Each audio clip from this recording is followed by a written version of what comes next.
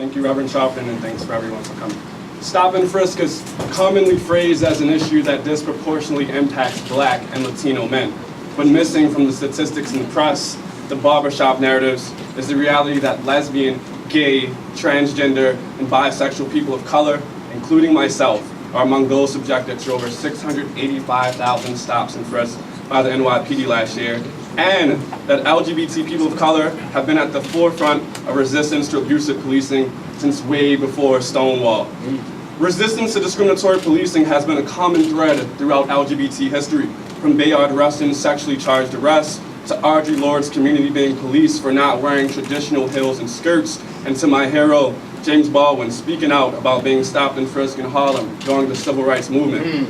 Sometimes our experiences are no different than the rest of our communities. For instance, I was first stopped and frisked just months after I moved to New York as I was riding my bicycle in Fort Greene as part of the NYPD's quality of life policing. The second time I was stopped and frisked was on my way home from the laundromat in Bed-Stuy on the laughable suspicion that my mesh laundry bags concealed drug money bags. But at other times, our experiences are marked by homophobia and transphobia, in addition to racism and the policing of poverty. This past December, my friends and I were stopped, questioned, and searched in Harlem, not on the pretense that we had contraband or weapons, but because we were 3 gay men in a park dancing to Beyonce. That was apparently enough reasonable suspicion to assume we were engaged in unlawful sexual activity. Luckily, after a little harassment, we got off without being groped or raped, or sexually assaulted or falsely arrested. But many LGBT youth of color I've talked to, who I work with, and that I've loved, haven't been so lucky.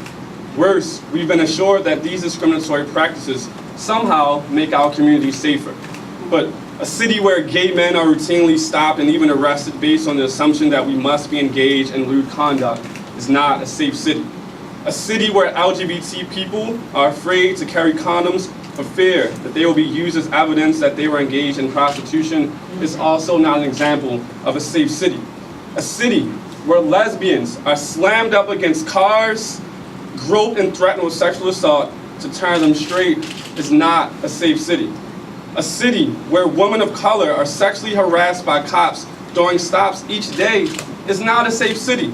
And finally, a city where transgender women can't walk down the street without being profiled as being engaged in prostitution or without being harassed for having an ID with the wrong gender on it is not a safe city.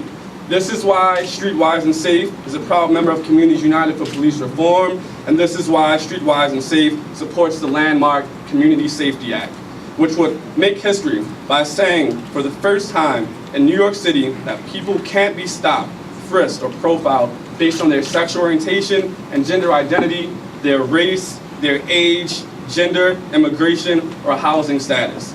This is why SAS will be marching on June 17th alongside with CPR, the NAACP, the National Action Network, and SEIU 1199. And I hope that everyone joins us in that march.